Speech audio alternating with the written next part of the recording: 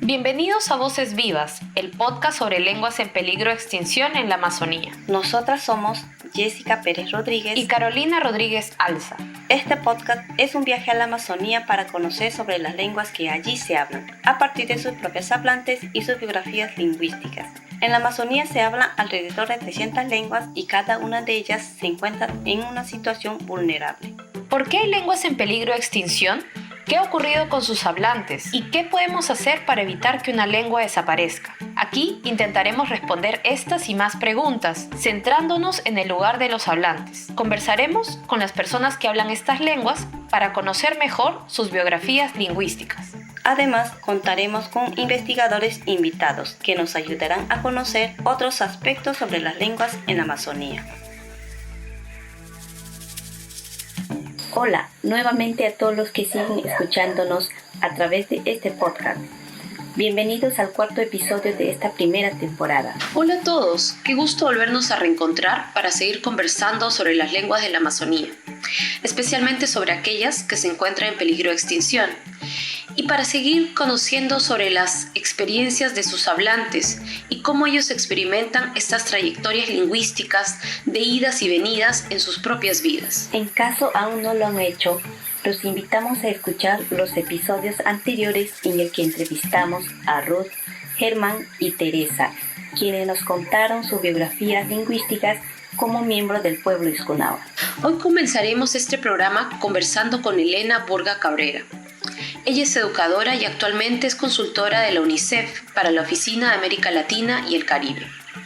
Ella también estuvo a cargo de la Dirección General de Educación Intercultural Bilingüe y Rural, también conocida como DIGEVIRA, del Ministerio de Educación en el Perú, y fue viceministra de Interculturalidad en el Ministerio de Cultura del Perú. Acudimos a Elena para conversar sobre la educación intercultural bilingüe y el rol de esta en el fortalecimiento y revitalización de las lenguas indígenas que son consideradas en alto riesgo.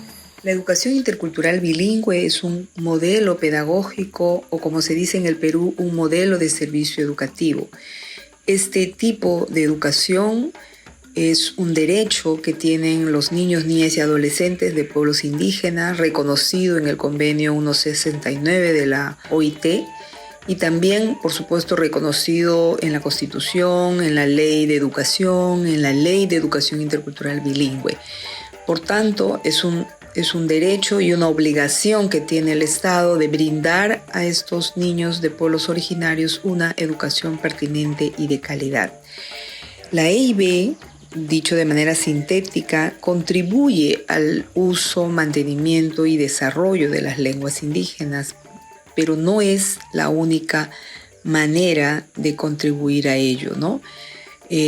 También en las comunidades donde las lenguas están desapareciendo, la EIB también puede contribuir a revitalizar las lenguas indígenas, ya que en el modelo de servicio EIB que tenemos en el Perú existe una forma de atención que se llama justamente EIB de revitalización, orientada a esas comunidades, a esas escuelas que atienden a niños, niñas y adolescentes que están perdiendo su lengua originaria, que ya no es la lengua materna de las nuevas generaciones y que requieren revitalizarla. Sin embargo, es importante anotar, resaltar que la escuela no es el principal espacio a través del cual se van a revitalizar y se van a desarrollar las lenguas. Lo más importante para el uso, revitalización, desarrollo de las lenguas es que las familias, los padres de las familias indígenas sigan hablándoles a sus hijos en su lengua originaria, que la lengua originaria, la lengua indígena, siga siendo la lengua materna, la primera lengua que aprenden a hablar los niños y niñas de las nuevas generaciones, algo que no está ocurriendo justamente. En el Perú tenemos 48 lenguas indígenas, de las cuales más de 15 están seriamente en peligro, están en proceso de ser silenciadas. Ya no, las nuevas generaciones no están hablando ya estas lenguas la hablan solamente los adultos y en algunos casos solo los ancianos. La escuela, la educación intercultural bilingüe es uno de los mecanismos que puede ayudar, que puede contribuir a la revitalización y desarrollo de las lenguas, pero no es la principal. Lo fundamental es que las familias sigan transmitiendo a sus hijos e hijas, a las nuevas generaciones, su lengua originaria, que esta lengua originaria siga siendo la lengua materna de las nuevas generaciones de niños y niñas indígenas. Elena Burga nos deja claro así que la educación intercultural bilingüe promueve el uso de las lenguas indígenas.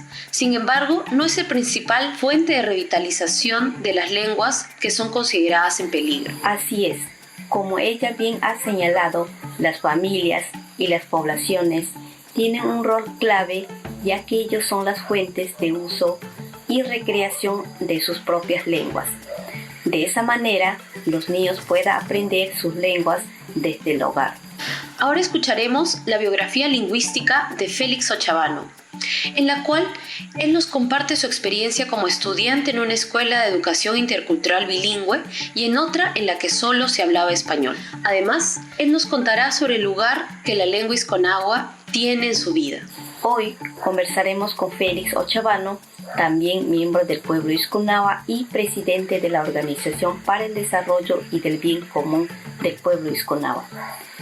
Esta organización no solo reúne a la población isconagua, sino que la representa y se ha posicionado como una importante institución para el fortalecimiento de la lengua isconagua.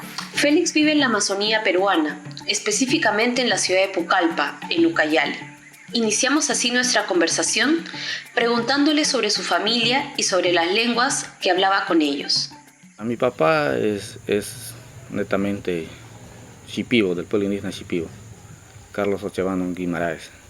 Mi mamá es Teresa Rodríguez Campos, una de las hijas que salieron del contacto inicial del señor Jorge Rodríguez, más conocido que Tamunaba, ¿no? que ya falleció ya.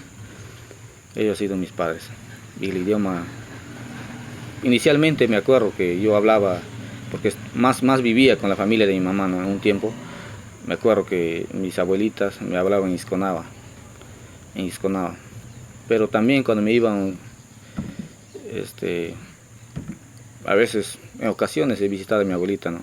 De Shipiba, que también me hablaba en su idioma. Y eso ha sido en la niñez que aprendí el idioma. De niño, entonces, aprendiste no solo la lengua isconagua, sino también la lengua shipibo. ¿Cómo te comunicabas con tu familia y cómo te sentías al respecto? Ya, como les decía, yo vengo tal vez no podría decir que soy, ha sido un poco confuso para mí, porque tenía que afrontar las dos culturas de mi papá y de mi mamá, ¿no? Entonces, pero desde niño, yo sí me acuerdo muy bien que mi abuelita, porque más constante vivía con mi abuelito isconagua y mi abuelo, ellos me hablaban en su idioma, pero que no se parecía al shipibo. Me hablaba, ¿no? Me llamaba, o sea, a veces me venía a dar de comer, o sea, todo, de dar de tomar, y me hablaban en isconagua. Y como le dije, yo hasta mis 6 años nomás viví con mis abuelos isconagua, ¿no? Pero después mi papá a los 7 años ya me llevaron a la otra provincia. Y es ahí que cambió todo, ¿no? Ahí ya no hablaba ni isconagua ni otro idioma de mi papá, ¿no? Que es shipibo. No hablaba puro, traté de hablar y aprender el español. Y ha sido muy corto mi vida con mi lengua de mis madres, ¿no? De mis padres, hablar isconagua. Pero más me acuerdo que después cuando ya tuve 9 o 12 años, ya regresé, casi ya no nadie hablaba isconagua, sino la mayoría ya hablaban shipibo, y entonces ahí es que aprendí más shipibo ya. Y el isconagua casi nada, parece que se había desaparecido, o todos ya habían sido, como ser parte de la cultura de shipibo, ya se habían consumido el idioma y se estaban olvidando. Cuéntanos un poco más sobre tu niñez. ¿Qué recuerdos tienes sobre esa etapa de tu vida? Bueno, lo que puedo acordarme de mi niñez, me podría acordar, es que me acuerdo que vivía con mis familiares isconavas. Inicialmente me acuerdo que vivía en una comunidad, callería, y creo que unos 1000 metros abajo estaban asentados algunos isconavas y ahí también vivíamos. Y cuando ya fui más creciendo, vine también a la comunidad a sentarme porque tenía que estudiar la primaria. Y ahí, como todo niño, dependía de mi padre y empecé a estudiar la primaria, el inicial, ¿no? Primaria.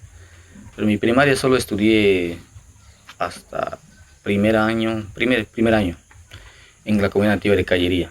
Pero después, por motivo de viajes, mis padres me llevaron a otra provincia, que era Atalaya, y estudié mi nivel primario, pero acá en Perú, el nivel primario es 6 años. Entonces estudié mis 5 años de primaria en un colegio emblemático, lo llamaba Hildebrando Fuentes, que no era una institución bilingüe, era una institución donde estaban, se puede decir, la gente de la sierra y los mestizos que lo llaman ahí, ¿no? Y después ya regresé nuevamente al 6.º grado a culminar ya mi año, vine otra vez a Callería y terminé mi primaria ahí. Y también ahí terminé mi secundaria. Entonces, eso fue mi niñez y aparte de todo, de otras actividades que hacía, ¿no? Iba a la chacra, pescaba y aprendí muchas cosas de las actividades que se hacen en la cultura shipiba, ¿no? Para ir a pescar, a la chacra, todo eso, porque el pueblo isconada no tanto era pescador, ¿no? Más todo eran cazadores. Pero más allá de todo, bueno, muchas incumbencias hubo ahí, ¿no? La cultura, el idioma. Para mí fue algo, se puede decir, chocante cuando primeramente estaba en la comunidad shipiba, después ir a un colegio donde ni siquiera sabía hablar castellano, ¿no? Pero ese momento tuve que aprender y regresar otra vez, ya era diferente, ya me había olvidado algunas palabras en shipibo, pero así, eso ha sido un poco de mi niñez que me acuerdo. Félix, coméntanos sobre cómo aprendiste la lengua que mencionas y cómo estas están vinculadas a las instituciones educativas donde cursaste tus estudios. Bueno, aparte del isconaba, como les decía, después cuando ya tuve los casi 10 años, porque ya estaba terminando mi primaria, no sé si me acuerdo si era 12, ¿qué año se termina primaria? Creo que era 12 o 13 años. Entonces es ahí que cuando regresé, por ejemplo, el idioma español, ¿no? Cuando era niño no sabía hablar en español, pero cuando me fui a otro colegio donde no había nadie indígena, ni de la cultura de mi padre, de mi madre, fue un choque tremendo. Yo me acuerdo que no entendía nada en el aula y a veces cuando trataba de hablar español se reían de mí mis compañeros, ¿no? Pero eso ha sido parte y tanto en el mismo lugar que vivía, hablar español y aprendí bastante. No sé a qué nivel he aprendido, pero sí entender y sí sé entender, escribir y hablar en español. Y eso ha sido en mi niñez, pero más después, ya ya en la universidad ha sido otra cosa, ¿no? Traté de socializarme con otros y estudié en ciencias de idiomas, también estudié aguajún, pero lo básico nomás he aprendido. Félix, ¿y en el colegio cómo era? En el colegio, esa parte, cuando ya regresé se podría decir, acá lo llamamos de la ciudad, ¿no? La provincia. Cuando llegué a la comunidad, después de 5 años, entré a una escuela bilingüe del pueblo shipibo y cuando regresé ya no podía hablar shipibo. Sí podía entender algunas cosas y ni mucho menos escribir. Y ahí también otra vez tuve o sea, un intercambio que a mí me chocó bastante, pero y de ahí nuevamente en la escuela escuchar lo que hablaban, practicar y aprendí a escribir. Ya me acuerdo que aprendí shipibo a escribir bien del 6.º grado cuando yo iba a promocionar, porque un año estudié en el colegio bilingüe, en la escuela bilingüe, y aprendí el shipibo. Por eso es que hasta ahora, desde ese momento en el colegio también estudié colegio agropecuario, que también era bilingüe. De ahí aprendí shipibo. Yo podría decir que ahora sé escribir y hablar bien y entiendo bien el idioma shipibo. Nos gustaría preguntar a qué te dedicas actualmente. Ya, yo personalmente, bueno, estudié una carrera de ingeniería, ¿no? Inicialmente he trabajado, gracias a mis estudios, ¿no? Trabajé haciendo primero investigación. Me acuerdo que se llamaba SEPIA, ¿no? El Seminario Permanente de Investigación Agraria, haciendo investigación. Y después ya vine también, hace 2 años, me acuerdo que 2 años estoy trabajando en educación, que se llama EBR, Educación Básica Regular. Y 1 año trabajé en un centro rural formación alternancia, por el Gran Pajonal, ¿no? Donde hay también otros tipos de indígenas, ashánicas, machiguengas y algunas personas del parte de la sierra. Entonces, más en el cerro trabajaba dando extensión, por ejemplo, para los sistemas productivos, ¿no? Como café, enseñando todo eso. Pero ahora en EBR estoy enseñando, como cualquier nivel colegio lo hacen acá en Perú, enseñando el área de ciencia y tecnología. Bueno, esto es lo que estoy haciendo ahora y más allá de todo también yo lo podría llamar un servicio social que vengo haciendo, ¿no? Por mi pueblo, que es Pueblo Isconaba. Hacemos muchas labores para el bienestar de nuestro pueblo por medio de la organización que hemos creado, que se llama ODEP.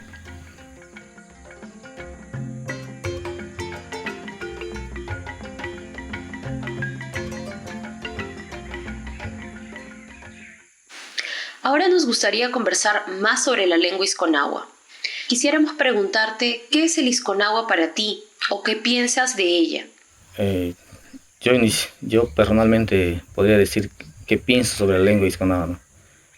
Más allá de pensar, la verdad para mí es un sentimiento que me nace de mí mismo, ¿no? Porque esa lengua es mi lengua materna, yo lo podría decir así, y es una lengua que yo personalmente, uno quisiera aprender, y el otro, para hacer eso, es que necesitamos recuperarla, ¿no? Porque es lo que yo pienso que se está ya, se podría decir, extinguiendo la lengua, ¿no? Y considero que es una lengua muy importante para mi cultura, ¿no? Y para que mi cultura siga surgiendo, visibilizándose como cualquier otro pueblo. Entonces, y comunicarse, ¿no? Y con la gente que tenemos y algunas cosas que se han extinguido tal vez podrían ser muy importantes para nosotros, seguir recuperando y seguir practicando nuestra lengua en nuestro pueblo. Mencionabas hace un momento que te gustaría aprender el isconagua. ¿Cómo así quisieras aprenderla? ¿Cómo tomaste esa decisión? Sí, claro. Es una en esta parte de mi vida que en los últimos años me he trazado, ¿no? Aprender esa lengua. Y es un reto para mí y para mi familia, ¿no? Y más que todo, para todos, por la organización que tenemos, estamos luchando también por eso. Y en algún momento pensamos que nuestros niños van a tener su propia lengua y en la escuela, ¿no? Y ¿por qué no decir en un momento también nosotros ser parte de enseñar esa lengua? ¿Tus hijos hablan isconagua o crees que deberían aprender esta lengua? Bueno, mis hijos, como le venía diciendo, estamos en un tema de reevaluación cultural y dentro de ello estamos sobre revitalización de nuestra lengua, ¿no? Ahorita. Y mis hijos, como les decía, bueno, algunas cositas también lo que he aprendido le he enseñado, ¿no? Isconagua, pero lo que más hablan ellos es el español. No entienden shipibo nada, pero sí lo estoy enseñando el idioma isconagua. Y ya tenemos una escuela también que ellos están asistiendo, pero lo que hablan en sí es el español, ¿no? Mis hijos, ¿no? Y de nietos no tengo. Bueno, uno, yo le enseño porque es parte de mi cultura, y otro estamos recuperando la lengua y queremos que, aparte de mí y todo el pueblo, podamos aprender más y que haya más hablantes, ¿no? Y que pueda visibilizar a nuestro idioma y más allá de nuestro idioma, lo que es nuestra cultura y el pueblo indígena isconaba. ¿Cómo crees que se puede aprender la lengua isconaba o se puede hacer para que los niños la aprendan? Ya, por mi parte podría decir que uno, las cosas que nosotros podemos aprender es la lengua isconaba.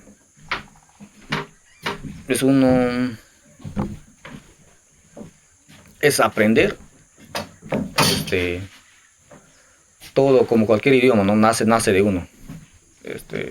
Tal vez yo pienso de esa manera, ¿no? Porque inicialmente las culturas nunca tenían un abecedario, nada, vocales o no sé, un libro, nada por el estilo.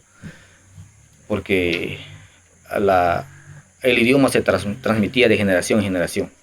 Pero en el caso de lengua isconaba es muy diferente, no se ha transmitido de esa manera. Entonces yo considero que cómo se podría aprender ahora. Uno es recuperando, revitalizando nuestra lengua.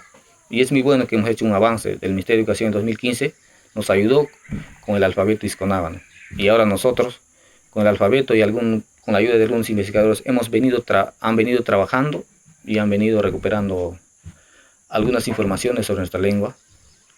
Y yo considero que ahora se debería estructurar toda esa información con todos los sabios y plasmarlo como cualquier idioma y transmitir esa, como cualquier lengua, me equivoco. Bueno, idioma podría ser, ¿no? Idioma nos inculcaron otra cultura. La lengua y tenerlo y transmitirlo, ¿no? Como se sabe hacer ahora, con mucha tecnología, con libros, no sé, con profesores hablantes, porque yo considero que hasta el momento no hay alguien que hable puramente la cultura isconaba, la lengua isconaba. Hasta los mismos sabios ya se han aculturado con la lengua shipiba, el idioma. Entonces lo que ahora yo considero cómo podríamos hablarlo es estructurar toda la información que tenemos y tenerlo en un libro, no sé, alguna cosa, una información más precisa para transmitir esa lengua y aprenderlo entre todos y practicarlo en comunión, en la familia, en la comunidad, en los eventos que realizamos, ¿no? En cualquier otra cosa, en el ámbito cultural del pueblo isconaba. Así se podría aprender. ¿Cómo ves la lengua isconagua dentro de 10 años? ¿Cuál crees que es el futuro de la lengua?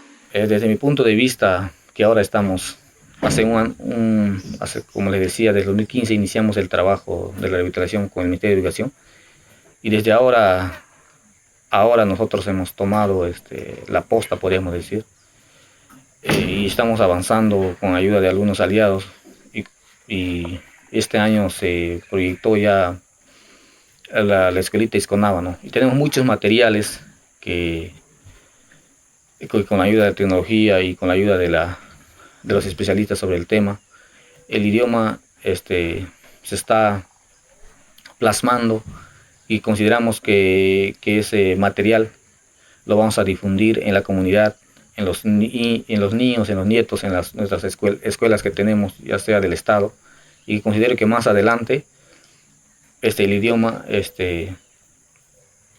va a tener, se podría decir, va a haber más hablantes, ¿no? Más hablantes aparte de nuestros sabios. Y aparte de todo, vamos a ir, como que el idioma sigue evolucionando y consideramos que más adelante hasta yo personalmente voy a estar hablando. Hacia el final de nuestra conversación, Félix quiso dejarnos un mensaje en el cual recapitula la trayectoria del pueblo y la lengua isconaba. A pesar del panorama bastante desolador para su población, Félix nos cuenta cómo la iniciativa de la población por revitalizar su lengua. Ya, bueno, creo que la entrevista es sobre nuestro idioma. Lo único que podría agregar es que nosotros, el pueblo isconaba, tenemos una trayectoria tan amarga, dentro de ellos hemos perdido el idioma, ¿no? Hemos pasado por un proceso de aculturación, globalización se podría llamar, en la sociedad donde vivimos. Hemos vivido en la comunidad, una comunidad shipiba, y dentro de ello nos hemos expandido a muchos lugares de parte del país, que vivimos en Perú, y nuestra lengua en los últimos 50 años, en las últimas décadas, también ya se estaba desapareciendo, ¿no? Nadie tenía el interés, tal vez ni la motivación. En las últimas décadas nuestro idioma ha sido tan golpeado, ¿no?, por la cultura donde estamos viviendo.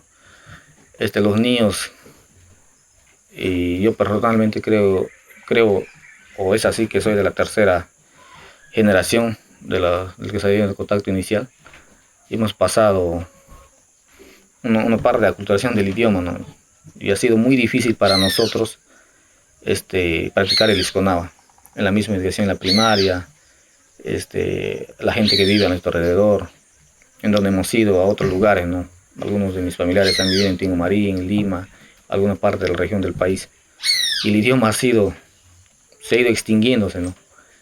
Y no sé cómo lo podría decir ahora, gracias a los pensamientos, porque a los conocimientos que nosotros también hemos adquirido durante todos estos años, hemos tomado la iniciativa, ¿no?, de pensar o de revitalizar todo eso, ¿no? Y no sé, podría agradecer